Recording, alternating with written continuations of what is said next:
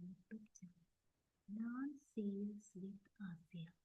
So ഇന്ന് നമ്മൾ discuss ചെയ്യാൻ പോകുന്നത് ഡിഫറെൻറ്റ് DBMS ആർക്കിടെക്ചേഴ്സിനെ കുറിച്ചാണ്. 1 ടയർ, 2 ടയർ ആൻഡ് 3 ടയർ ആർക്കിടെക്ചേഴ്സിനെ കുറിച്ചാണ് നമ്മൾ ഇന്ന് ഡിസ്കസ് ചെയ്യാൻ പോകുന്നത്. സോ DBMS ആർക്കിടെക്ചർ എന്ന് പറഞ്ഞാൽ നമുക്ക് different types of architectures available ആണ്. ഡാറ്റ മാനേജ്മെൻറ്റിന് വേണ്ടി, പെർഫോമൻസ് ഇൻക്രീസ് ചെയ്യാൻ വേണ്ടിയിട്ട് ഓരോ ആർക്കിടെക്ചറും വ്യത്യസ്ത രീതിയിലാണ് വർക്ക് ചെയ്യുന്നത്. സോ നമ്മളുടെ ആവശ്യത്തിനനുസരിച്ചാണ് നമ്മൾ ഏത് ആർക്കിടെക്ചറാണ് ചൂസ് ചെയ്യേണ്ടത് എന്ന് മനസ്സിലാക്കേണ്ടത്. DBMS ആർക്കിടെക്ചറാണ് 1 tier DBMS architecture. 1 tier DBMS ആർക്കിടെക്ചറിൽ ലോക്കൽ ഡാറ്റാബേസും ആപ്ലിക്കേഷൻ സെയിം സിസ്റ്റത്തിൽ തന്നെയായിരിക്കും. അതായത് നമ്മൾ യൂസ് ചെയ്യുന്ന യൂസർ ഇൻ്റർഫേസ്, ആപ്ലിക്കേഷൻ ലോജിക്ക്, അതുപോലെ അതിൻ്റെ ഡാറ്റാബേസ് എല്ലാതും ഒറ്റ സിസ്റ്റത്തിലായിരിക്കും. ഫോർ എക്സാമ്പിൾ മൈക്രോസോഫ്റ്റ് എക്സൽ എന്ന് പറയുന്നത് ഒരു സ്റ്റാൻഡ് അലോൺ ആപ്പാണ്. സോ അതിന് 1 ടയർ DBMS ആർക്കിടെക്ചറിന് ഒരു എക്സാമ്പിളായിട്ട് നമുക്ക് പറയാം. അതുപോലെയുള്ള മറ്റൊരു എക്സാമ്പിളാണ് നമ്മൾ യൂസ് ചെയ്യുന്ന SQL ലാബിൽ യൂസ് ചെയ്യുന്ന SQL ക്വറീസ് ഒക്കെ ചെയ്ത് നോക്കാൻ വേണ്ടിയിട്ട് കോളേജസിൽ യൂസ് ചെയ്യുന്ന DB ലാബിൽ യൂസ് ചെയ്യുന്ന ആപ്ലിക്കേഷൻ, അതിൻ്റെ ക്ലയൻറ്റ് സൈഡും സെർവർ സൈഡും പിന്നെ ഡാറ്റാബേസും എല്ലാം ഒറ്റ സിസ്റ്റത്തിലാണ് ഉള്ളത്. ഇനി ഇതിൻ്റെ അഡ്വാൻറ്റേജസ് എന്തൊക്കെയാണെന്ന് നോക്കാം. സിമ്പിൾ സെറ്റപ്പ് ആണ്. സിംഗിൾ മെഷീൻ ഇതൊരു സിമ്പിൾ സെറ്റപ്പാണ്. ഒരു സിംഗിൾ മെഷീനിലുള്ളൊരു സിമ്പിൾ സെറ്റപ്പാണ്. അതുപോലെ കോസ്റ്റ് എഫക്റ്റീവ് ആണ്, കാരണം നമുക്ക് എക്സ്ട്രാ ഹാർഡ്വെയറുകളുടെ ആവശ്യമില്ല. Easy to implement and deploy, implement ചെയ്യാനും ഡിപ്ലോയ് ചെയ്യാനും എളുപ്പമാണ്. നെക്സ്റ്റ് വരുന്നത് 2 tier architecture. So 2 tier architecture just നമുക്കൊരു ശരിക്കും പറഞ്ഞു കഴിഞ്ഞാൽ ഈ 2 ടയർ ആർക്കിടെക്ചർ എന്ന് പറഞ്ഞാൽ ഒരു ബേസിക് ആയിട്ടുള്ള ഒരു ക്ലയൻറ്റ് സെർവർ ആർക്കിടെക്ചറിന് തുല്യമാണ്. അത് 2 ലെയേഴ്സ് ഉണ്ടാവുള്ളൂ. ഒന്ന് ക്ലയൻറ്റ് ലെയറും ഒന്ന് ഡാറ്റാബേസ് ലെയറും. ക്ലയൻറ്റ് ലെയറിൽ വരുന്നതാണ് യൂസർ ഇൻ്റർഫേസ്, ആപ്ലിക്കേഷൻ പ്രോഗ്രാംസ് ഒക്കെ റൺ ചെയ്യുന്നത് ക്ലയൻറ്റ് ലെയറിലാണ്. എക്സാമ്പിൾ പറയുകയാണെങ്കിൽ ഒരു ലൈബ്രറി സ്റ്റാഫ് റെക്കോർഡ്സ് ഒക്കെ ഇൻസേർട്ട് ചെയ്യാൻ വേണ്ടി യൂസ് ചെയ്യുന്ന ഒരു ഡെസ്ക്ടോപ്പ് ആപ്ലിക്കേഷൻ, ഒരു ക്ലയൻറ്റ് പോർഷനാണ്. പിന്നെ ഡാറ്റാബേസ് ലെയർ ആണെങ്കിൽ അതാണ് ഡാറ്റ സ്റ്റോറേജ് ചെയ്യാനും ഡാറ്റ ക്വറീനെ പ്രോസസ്സ് ചെയ്യാനും യൂസ് ചെയ്യുന്നത്. ഇപ്പോൾ ക്ലയൻറ്റ് എപ്പോഴാണോ റിക്വസ്റ്റുകൾ സെൻഡ് ചെയ്യുന്നത് ആ സമയത്ത് സെർവർ അതിൻ്റെതായ റിസൾട്ടുകൾ വെച്ചുകൊണ്ട് റെസ്പോണ്ട് ചെയ്യുകയാണ് ചെയ്യുന്നത്. ഇതിൻ്റെ അഡ്വാൻറ്റേജസ് എന്തൊക്കെയാണെന്ന് നോക്കാം. ഇതിൻ്റെ അഡ്വാൻറ്റേജസിൽ വരുന്നതാണ് ഇത് ഈസിയാണ്, ഫാസ്റ്റ് ഡാറ്റാബേസ് ആണ്. കാരണം ക്ലയൻറ്റിനും സെർവറിനും തമ്മിൽ ഡയറക്റ്റ് ആയിട്ട് കമ്മ്യൂണിക്കേറ്റ് ചെയ്യാൻ സാധിക്കും. അതുപോലെ നമുക്ക് ക്ലയൻസിനെ ആഡ് ചെയ്തുകൊണ്ട് സ്കെയിൽ ചെയ്യാൻ പറ്റും, വലുതാക്കാൻ സാധിക്കും. പിന്നെ ഇത് കോസ്റ്റ് എഫക്റ്റീവ് ആണ്, നമുക്ക് നല്ല രീതിയിൽ ഡിപ്ലോയ് ചെയ്യാം, കോസ്റ്റ് എഫക്റ്റീവ് ആണ്. നെക്സ്റ്റ് വരുന്നതാണ് 3 tier DBMS architecture. 3 tier DBMS ആർക്കിടെക്ചറിൽ വരുന്ന ലെയേഴ്സ് ആണ്. 3 ലെയേഴ്സ് അതിൽ വരുന്നുണ്ട്. ഫസ്റ്റ് ക്ലയൻറ്റ് സൈഡ്, പിന്നെ application server, database server. Client സൈഡിൽ വരുന്നതാണ് യൂസർ ഇൻ്റർഫേസുകൾ. Application server act as a mediator between this client and database server. ക്ലയൻറ്റിൻ്റെയും ഡാറ്റാബേസ് സെർവറിനെയും നേരിട്ടൊരിക്കലും കമ്മ്യൂണിക്കേറ്റ് ചെയ്യാൻ സാധിക്കില്ല.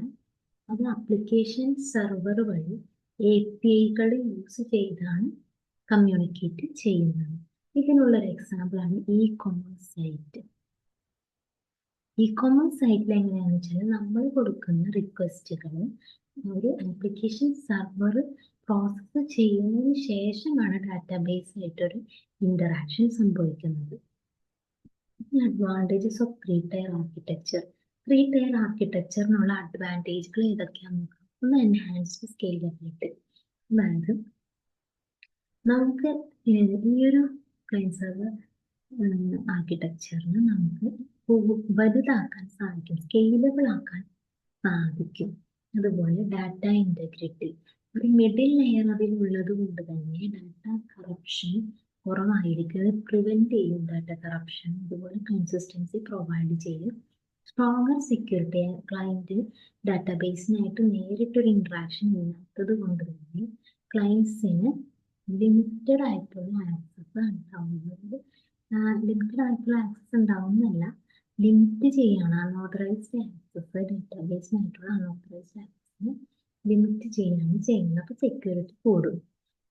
ത്രീ ടയർ ആർക്കിടെക്ചർ ഡിസ്അഡ്വാൻറ്റേജസ് എന്തൊക്കെയാണെന്ന് വെച്ച് കഴിഞ്ഞാൽ ഇൻക്രീസ്ഡ് കോംപ്ലക്സിറ്റി, വലുതാകും തോറും, അതായത് കുറേ ലെയേഴ്സ് ഉണ്ടാകുന്നത് തന്നെ more layers to manage and maintain system complexity.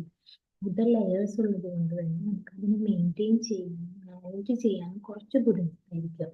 അതുപോലെ ഇന്ററാക്ഷൻ ഡിലേസ്, ക്ലയന്റിന്റെയും സർവറിന്റെയും ഡാറ്റാബേസ് സർവറിന്റെയും ഇടയിൽ ഒരു ലെയർ ഉള്ളത് കൊണ്ട് തന്നെ ഇന്ററാക്ഷൻ ഡിലേ വരാനുള്ള ചാൻസ് ഉണ്ട്. ഇനി ചൂസിങ് ദ റൈറ്റ് ആർക്കിടെക്ചർ, നമുക്ക് ഏത് ആർക്കിടെക്ചർ വേണം, നമുക്ക് ഇതിൻ്റെ ഒരു ഓവർവ്യൂ പറയാം. ഫസ്റ്റ് ടയർ ആണെന്നുണ്ടെങ്കിൽ വൺ ടയർ ആർക്കിടെക്ചർ ആണെന്നുണ്ടെങ്കിൽ അത് സിമ്പിൾ ആണ്, സ്റ്റാൻഡേർഡ് ആപ്ലിക്കേഷൻസിനൊക്കെയാണ് ഇത് യൂസ് ചെയ്യുക. ടു ടയർ ആർക്കിടെക്ചർ ആണെങ്കിലോ ചെറിയ ചെറിയ ക്ലയൻറ്റ് സെർവർ ആപ്സ് ഉണ്ടാക്കാൻ വേണ്ടിയിട്ട് നമുക്ക് യൂസ് ചെയ്യാം, ടു ടയർ ആർക്കിടെക്ചർ യൂസ് ചെയ്യാം. ഇനി വലിയ വലിയ വെബ് ആപ്ലിക്കേഷൻസ് ആണ് നമുക്ക് യൂസ് ചെയ്യുന്നുണ്ടെങ്കിൽ അതിന് നമുക്ക് ത്രീ ടയർ ആർക്കിടെക്ചർ ആയിരിക്കും ബെറ്റർ.